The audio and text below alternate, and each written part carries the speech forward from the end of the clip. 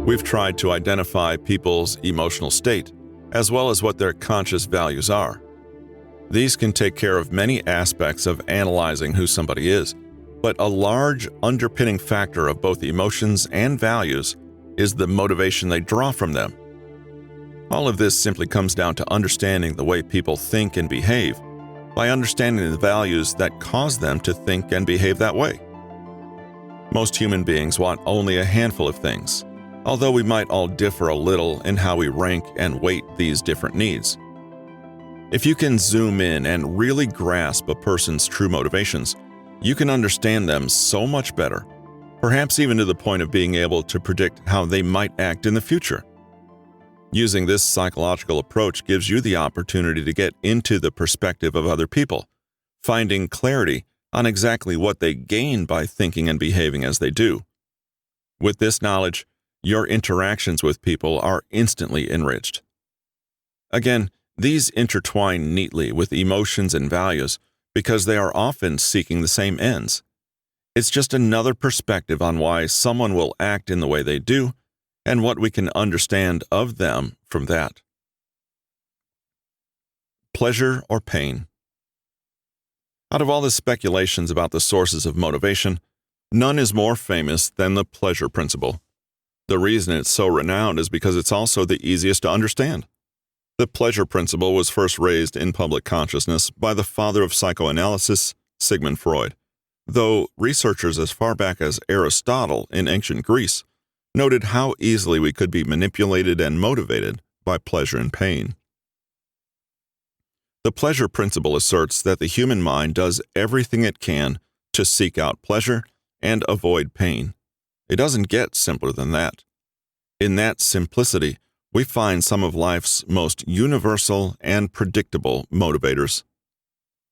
The pleasure principle is employed by our reptile brain, which can be said to house our natural drives and desires. It doesn't have any sense of restraint. It's primal and unfiltered. It goes after whatever it can to meet our body's urges for happiness and fulfillment. Anything that causes pleasure is felt by the brain the same way, whether it's a tasty meal or a drug. An apt comparison, in fact, is a drug addict who will stop at nothing to get another taste of narcotics. There are a few rules that govern the pleasure principle, which also make us fairly predictable. Every decision we make is based on gaining pleasure or avoiding pain. This is the common motivation for every person on earth. No matter what we do in the course of our day, it all gets down to the pleasure principle. You raid the refrigerator for snacks because you crave the taste and feel of certain food. You get a haircut because you think it will make you more attractive to someone else, which will make you happy, which is pleasure. Conversely, you wear a protective mask while you're using a blowtorch because you want to avoid sparks flying into your face and eyes, because that will be painful. If you trace all of our decisions back, whether short-term or long-term, you'll find that they all stem from a small set of pleasures or pains. People work harder to avoid pain than to get pleasure. While everyone wants pleasure as much as they can get it, their motivation to avoid pain is actually far stronger. The instinct to survive a threatening situation is more immediate than eating your favorite candy bar, for instance. So when faced with the prospect of pain, the brain will work harder than it would to gain access to pleasure. For example, imagine you're standing in the middle of a desert road.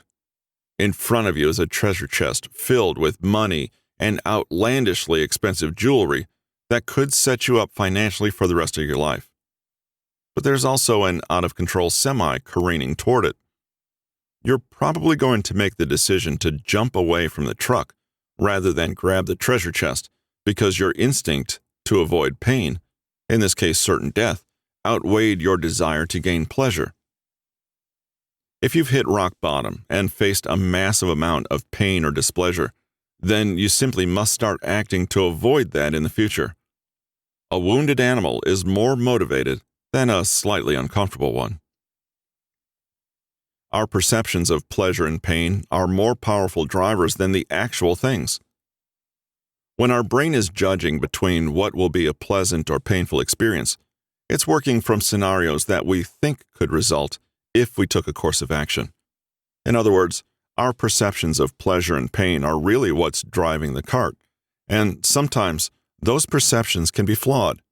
In fact, they are mostly flawed, which explains our tendency to work against our own best interests. I can think of no better example of this rule than jalapeno chalupines. They're a spicy, traditional Mexican snack that's tasty and low in carbs. By the way, chapulines means grasshoppers. We're talking about chili-flavored grasshoppers, the insects. Now, you may have no first-hand knowledge of how grasshoppers taste. Maybe you've never tried them, but the thought of eating grasshoppers may give you pause.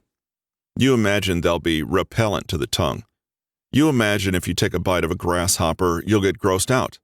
You might accidentally bite down on an internal grasshopper organ. The perception of eating a grasshopper is driving you quickly away from the act of eating one. But the fact remains that you haven't actually tried it yet. You're working from your idea of the repulsion that eating a grasshopper will bring about. Somebody who's actually tried grasshopper-based cuisine may insist to you that they're really good when prepared properly. Still, you might not be able to get over your innate perception of what eating an insect would be like. Pleasure and pain are changed by time. In general, we focus on the here and now. What can I get very soon that will bring me happiness? Also, what is coming up very soon that could be intensely painful that I'll have to avoid? When considering the attainment of comfort, we're more tuned in to what might happen immediately. The pleasure and pain that might happen months or years from now don't really register with us. What's most important is whatever's right at our doorstep. Of course, this is another way in which our perceptions are flawed and why we procrastinate so frequently, for example. Suppose a smoker needs a cigarette. It's the main focus of their current situation. It brings them a certain relief or pleasure, and in about 15 minutes, they'll be on break so they can enjoy that cigarette. It's the focus of their daily ritual. They're not thinking how smoking a cigarette every time they need one could cause painful health problems down the road. That's a distant reality that's not driving them at all. Right now, they need a smoke because they crave one, and they might get a headache immediately if they don't get one. Emotion beats logic. When it comes to the pleasure principle, your feelings tend to overshadow rational thought. You might know that doing something will be good or bad for you. You'll understand all the reasons why it will be good or bad. You get all that. But if your logical id is so intent on satisfying a certain craving, then it's probably going to win out. And if your id drives you to think that something useful will cause too much stress or temporary dissatisfaction, it's going to win there too. Going back to our smoker, without a doubt, they know why cigarettes are bad for one's health. They've read those warnings on the packages. Maybe in school they saw a picture of a corroded lung that resulted from years of smoking. They know all the risks they're about to court. But there's that pack right in front of them. And all reason be damned, they're going to have that cigarette. Their emotions oriented toward pleasure win out. Survival overrides everything. When our survival instinct gets activated, everything else in our psychological and emotional makeup turns off. If a life-threatening situation, or a perceived life-threatening situation arises in our existence, the brain closes down everything else and turns us into a machine whose thoughts and actions are all oriented toward the will to survive. This shouldn't be surprising when it comes to avoiding painful outcomes. Of course you're going to try and jump away from that oncoming semi-truck. If you don't, you won't survive. Your system won't let you make that choice. It's going to do everything it can to get you the hell out of the way of that truck. However, survival can also come into play when we're seeking pleasure, even if it means we might slip into harm's way. The most obvious example of this is food. Say you're at a bar, and somebody orders a giant plate of nachos loaded with cheese, sour cream, fatty meat, and a bunch of other things that might not be the best dietary choices for you. You might be able to resist it. Some people can, but you might not. In fact, you could find yourself eating half the plate before you even know what you've done. Why? Because you need food to survive, and your brain is telling you there's food in the vicinity, so perhaps you should eat it. Never mind that it's not the best kind of food, nutritionally speaking, that you could opt for at the moment. Your survival instinct is telling you, it's time to have those nachos. Your life depends on it. The pleasure principle is related to an idea that comes from economics and the attempt to predict markets and human buying behavior. The rational choice theory, embodied by the jokingly named Homo economicus. This states that all of our choices and decisions spring entirely from self-interest and the desire to bring as much pleasure to our lives as possible. It may not always hold up, otherwise market and stock prices would be 100% predictable, but it provides more support for the simple nature of many of our motivations. What does someone have to gain or to avoid? This should provide a handy guide for reading people's actions. The next two models of motivation play indirectly on this idea that humans are always seeking or avoiding something. Hello, listeners. We're going to break from the episode for just a moment to bring you a word from our sponsor, Let's Get Checked. You know now about the availability and importance of the male hormone test, but Let's Get Checked has a full suite of wellness tests designed for those who want to take control of their health. A simple at-home test can give you insight into the health of your thyroid, liver, colon, and kidneys. You can also check for blood levels of cortisol, cholesterol, your vitamin levels, iron and omega fatty acid levels, folate, and C-reactive proteins. Tests are available to help you diagnose and manage Lyme disease, diabetes, and celiac disease, as well as their new, less invasive test for COVID-19. Take a moment to check out their full line of health and wellness tests and get your 20% discount by going to trylgc.com/NMG. That's trylgc.com/N as in Newton, M as in media, G as in group. And now, let's get back to the podcast episode. The Pyramid of Needs. Maslow's hierarchy of needs is one of the most famous models in the history of psychology. It employs a pyramid to show how certain human needs, like food, sleep, and warmth, are necessary to resolve before more aspirational needs like love, accomplishment, and vocation. Maslow's pyramid can be viewed as a visual example of how motivation changes and increases after we get what we need at each stage in our lives, which typically coincides with where we are on the hierarchy itself. When psychology professor Abraham Maslow came along in the 1940s, his theory boiled everything down to one revolutionary idea. Human beings are a product of a set of basic human needs, the deprivation of which is the primary cause of most psychological problems. Fulfilling these needs is what drives us on a daily basis. The hierarchy, now named for him, maps out basic human needs and desires and how they evolve throughout life. It functions like a ladder. If you aren't able to satisfy your more basic foundational human needs and desires, it is extremely difficult to move forward without stress and dissatisfaction in life. It means your motivations change depending on where you are in the hierarchy.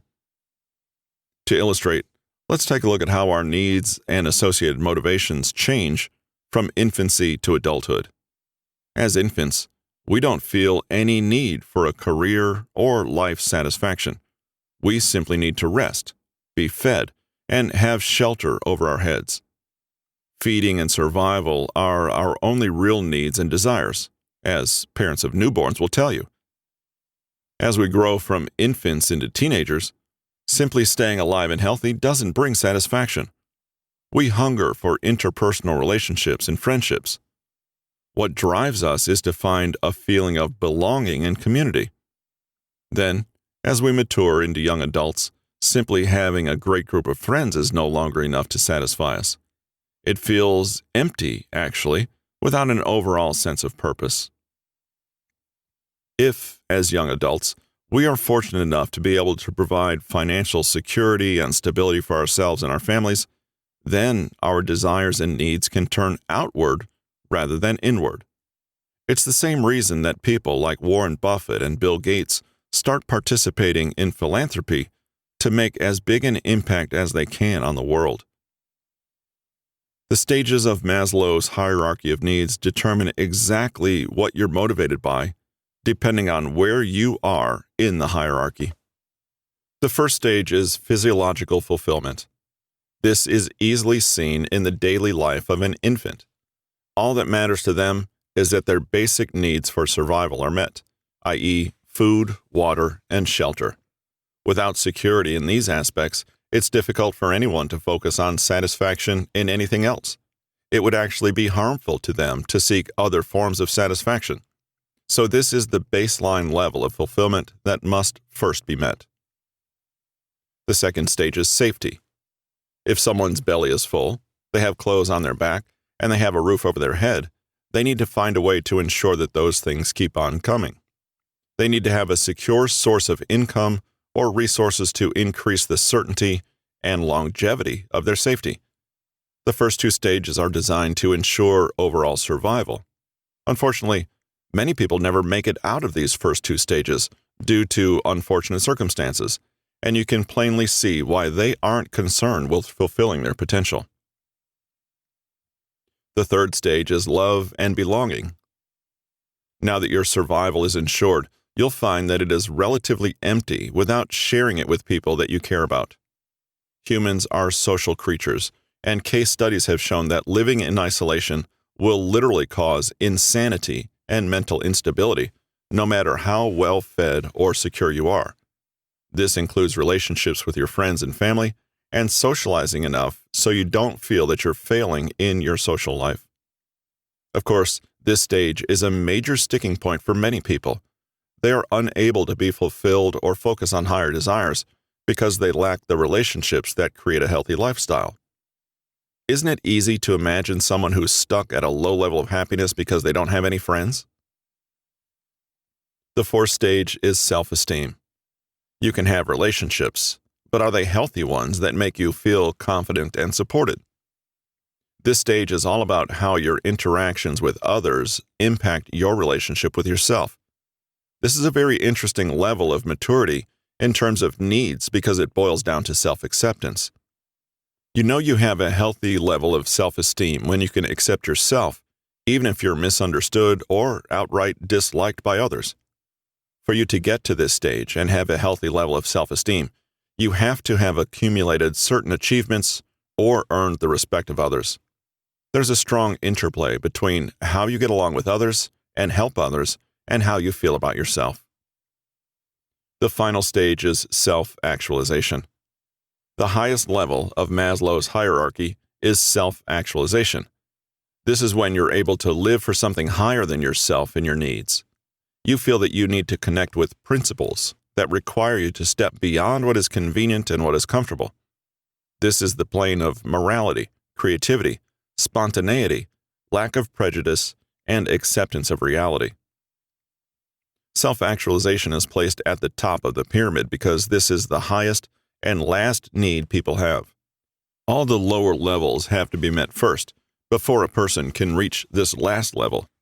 You know you're working with somebody who operates at a truly high level when they do not focus so much on what is important to them, their self-esteem, or how other people perceive them. This is the stage people are at when they say they want to find their calling and purpose in life. Maslow's theory may not accurately describe all of our daily desires, but it does provide an inventory for the broad strokes of what we want in life. We can observe people to understand which stage of life they are in, what is currently important to them, and what they require to get to the next level in the hierarchy. McClelland's model. As mentioned, David McClelland's human motivation theory is also a helpful tool for understanding what people are motivated by and what that can tell us about them. Primarily used in the workplace, this theory narrows down human needs to just three: the need for affiliation, social interaction and belonging, for power, and for achievement. Every one of us will prioritize one or two over the others. Because they're learned, these needs come primarily from early childhood experiences, family values, or cultural expectations. Let's consider each need and the kind of person who might experience each one predominantly. First, the need for achievement is all about establishing and reaching goals.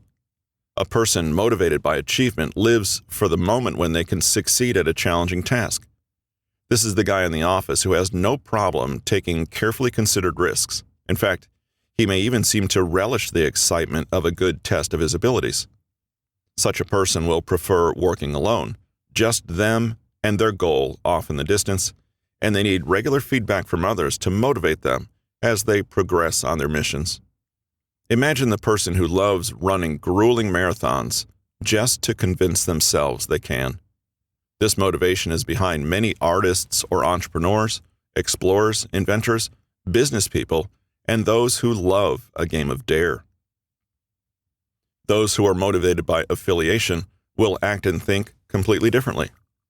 Their main need is for the satisfaction, meaning, and sense of security that comes with belonging to the group.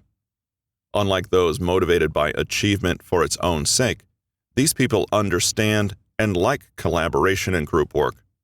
They want people to like them and don't want to participate in anything that doesn't flow harmoniously for all involved.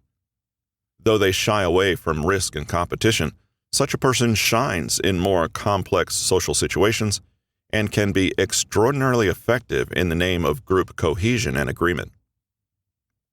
Lastly, those motivated by power are in turn completely different from the other two. The dominant need and desire is for influence over not just situations but other people. Such a person will welcome competition, much like the person motivated by achievement, but it's not the trophy or the satisfaction of completion that they care about. What is appealing is winning. Having a high status relative to others and being recognized as such is a strong motivating force for this person. Though they may also want to be liked just as the previous type does, it will be because they are superior in some way, not because being liked helps things run more smoothly in the group. The power need can be either interpersonal, control over others, or it can be institutional, control over an organization's proceedings. Of course, real people are complicated and may have a combination of different drives and motivations, as well as having idiosyncratic ways of expressing those desires. Each of us may be more or less effective at getting those needs met, and the response we get from others may be strongly dependent on culture or context. Nevertheless, honing in on the one dominant motivator can be a powerful way of gaining clarity over someone's behavior. In the workplace, this theory is used to understand how to give employees feedback and how to reward and discipline them. But it can be used out of the workplace too, anytime you need to answer the question, why is this person behaving like this? If you can, consider a person's past actions. Look carefully at the way they behave, what they say, who they interact with and how, what they seem to care about, and so on. Look also at what seems to bother them or be challenging for them. You can likely get a good idea of someone's core motivator this way. Then, consider what you need in your interactions with this person and strategize beforehand using what you know about their motivations. How best can you communicate with them so that your message is properly heard? How can you frame a request so that they are more likely to understand and work with you? If you want to praise them, what would they consider to be the ultimate compliment? And if something isn't working between the two of you, could it be because of your clashing perspectives? Imagine you're trying to plan a surprise birthday party with a few family members. One of them barges ahead with planning before consulting anyone else. The other is upset by this and complains to you that they had other ideas. Knowing what you do about each of them, you quietly chat to the first and realize that, being strongly motivated by achievement, They've gone off independently to pursue the satisfaction of getting the party planning done quickly. When talking to the other family member, you guess they're more motivated by the need for affiliation and want primarily for everyone to get along in the planning and in the enjoyment of the party.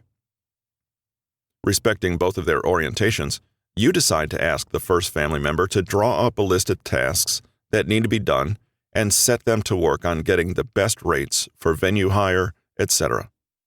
You understand that they'll also want some positive feedback when they return from their mission. For the other family member, you commit to working with them directly, knowing that they cherish collaboration and the experience of mutual effort toward a goal.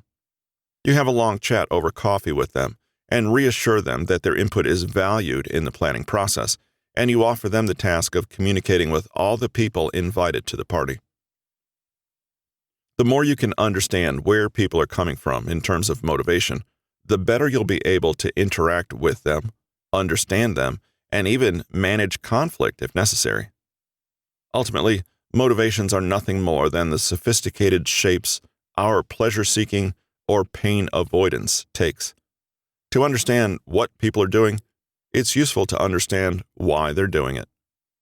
McClelland's theory is about motivations that are primarily towards something: power, achievement, affiliation.